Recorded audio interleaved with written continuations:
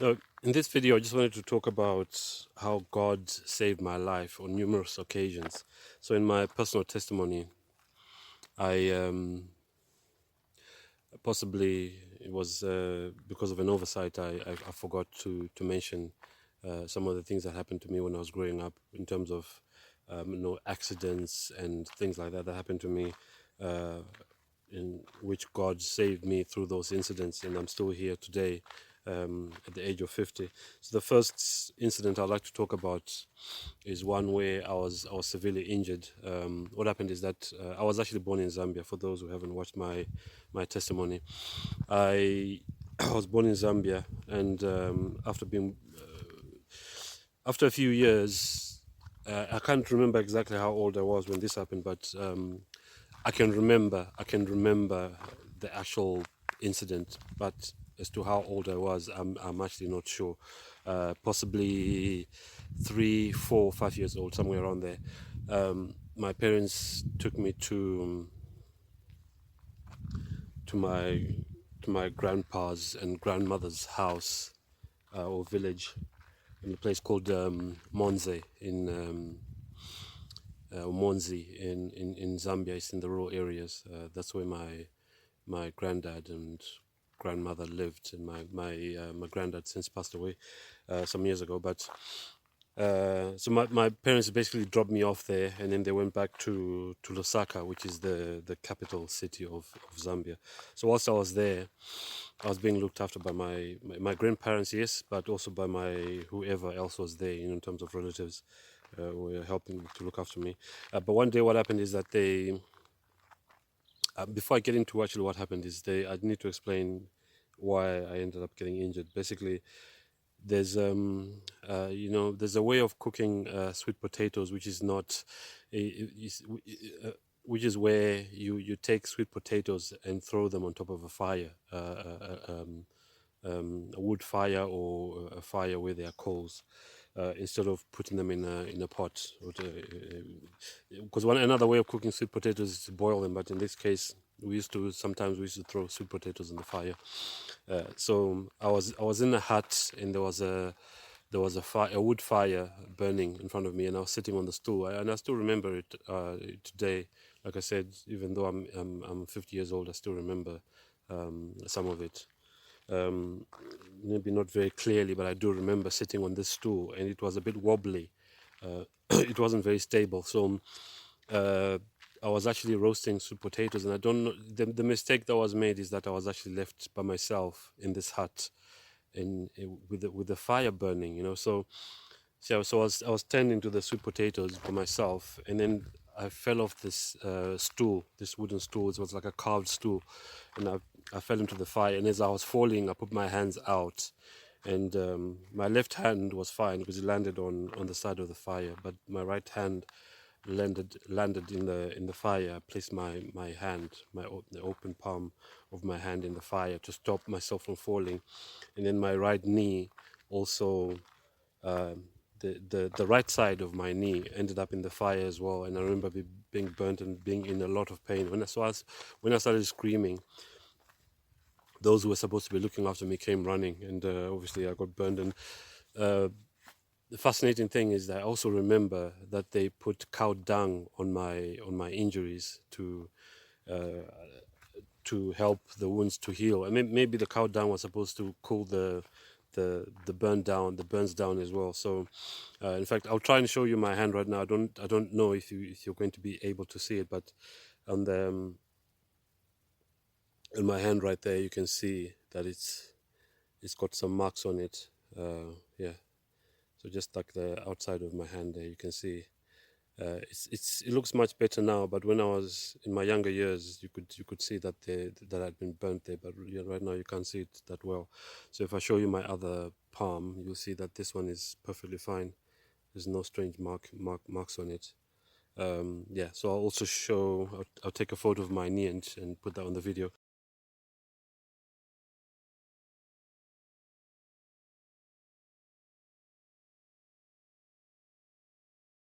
But yeah, that's the first thing I can remember that happened to me where God saved my life. Because to be honest, there are lots of kids that actually die because of being burnt either by hot water or by fire.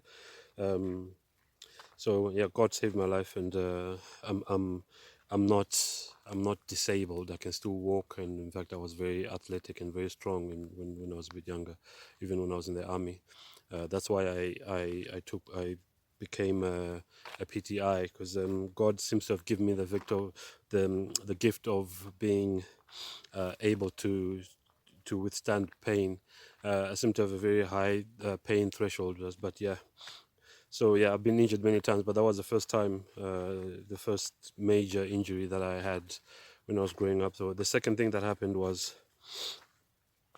yeah, there's another incident that happened when I can't remember how old I was, but uh, I basically I was walking in the dark next door. I've been sent next door by my mother to get something with my younger brother, and I hit my leg against a metal rod, and yeah, got quite a deep gash in my leg, which I still have right now. But yeah, in terms of major injuries, the first one is the one I mentioned where I was burnt by fire. Second major injury or incident that happened, which could have hurt me or killed me, was when we were.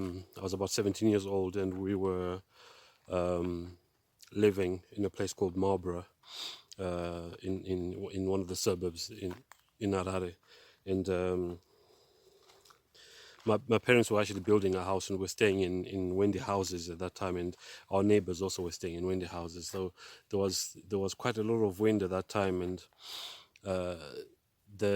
my parents were not at home. They must have been at work or something. So but me and my brother, who follows me, were at home, and the lady from next door called us and said she needed some help to put some rocks on top of the roof of one of the Wendy houses, because the roof was being blown by the wind and it was kind of being lifted up. So my brother and I actually climbed on top of the roof, and as we were trying to strategically place rocks on the roof, I basically step on the edge of the roof, and then because the roof was made of asbestos, it basically broke where I was trying to step. It broke, and then next thing I knew is that I was flying basically, but flying backwards onto my back, and I landed on my back, and I think I was unconscious for a few seconds, and then next thing I knew was that my brother came running. My brother Aaron came running with this neighbor to see if I was okay, and when they spoke to me and said, "Are you okay?" I said yes, but yeah, that was quite frightening. But when I told my mother what had happened, I never got any compassion anyway. But anyway, if you for those who haven't watched my testimony, I would say just go and watch my testimony if you need to understand the kind of relationship that, if I can call it that I had with my parents, both as a child, as an adult. But yeah, moving on to the next thing that I can remember is I'd moved out from home by this point, and the incident that made me move out was that my dad basically, I had to stop my dad from beating up my mum, and this happened whilst the neighbors were watching. This was at a different house, so that's what caused me to move out, because I was sick and tired of domestic violence and domestic abuse incidents that were happening, and at this point I was starting to get involved, so I didn't want to get involved in that, so I moved out.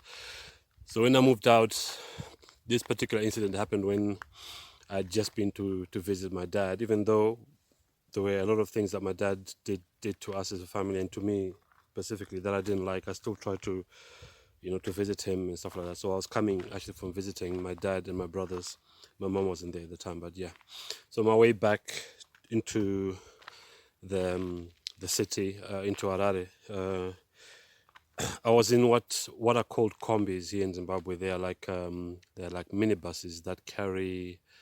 I think the highest number. There are different types of combis, but the biggest ones carry 18 passengers, and I think some of them they carry 8 to 10 or 12 passengers. So I was in one of those combis, and when I got into this minibus, I could actually smell alcohol on the driver, but when you don't have a car of your own, sometimes you're forced to travel in situations that you even know yourself could potentially be dangerous.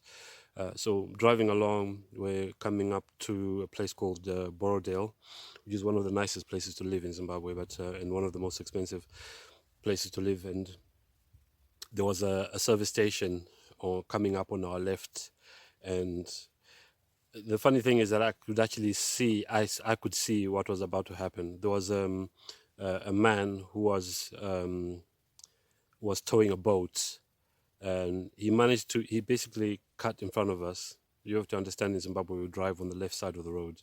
He was coming out from the service station from our left, and he cut in front of us to join the lane on our right side. But he had a boat as well. I don't know, perhaps he forgot he was towing a boat, but the boat didn't clear out the lane that the minibus that I was in didn't clear the lane, and the driver of the minibus that I was in noticed what was about to happen. He noticed that a bit late because, like I said, he was probably because he was drunk. So we hit the boat basically, and when I saw that we were about to hit the boat, I put my hands out in front of me. There were some seats in front of me, and I actually, because of the impact and everything, I actually pulled the seats out from where they was fastened to the floor of the minibus. So no one died, fortunately, but a few of us were injured and had to be taken to hospital for assessment in ambulances, and I also got taken to hospital in ambulance. And the other thing I remember is that even though I told my mum, and I think I told my dad as well, my dad never visited me, even though he was nearby. I think my mum was in the UK at the time. So God saved me in that incident. But up to now, I have,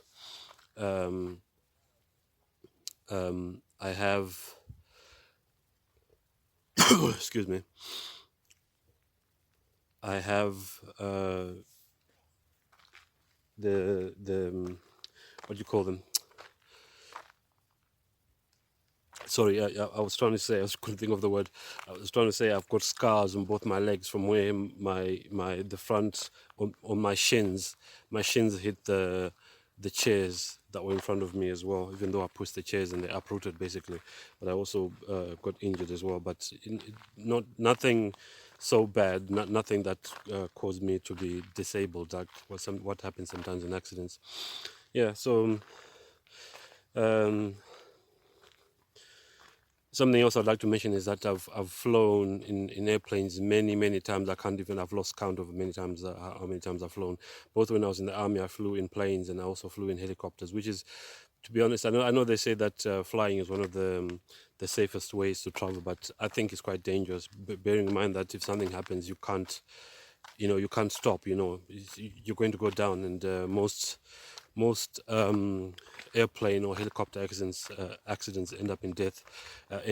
And but the reason why I've flown so many times, I think I've flown more than any of my relatives, is that when we bought the house in Zimbabwe, we were in the UK, as I explained in my personal testimony. So the house was a bit run down, it needed some work, so we used to fly quite often. We bought the house in 2013, and up to the year 2020, we were flying at least once a year to come and fix up the house. And some of those flights would go through Dubai, would get off the plane, get on another plane, and then fly to Harare, which is the capital of Zimbabwe.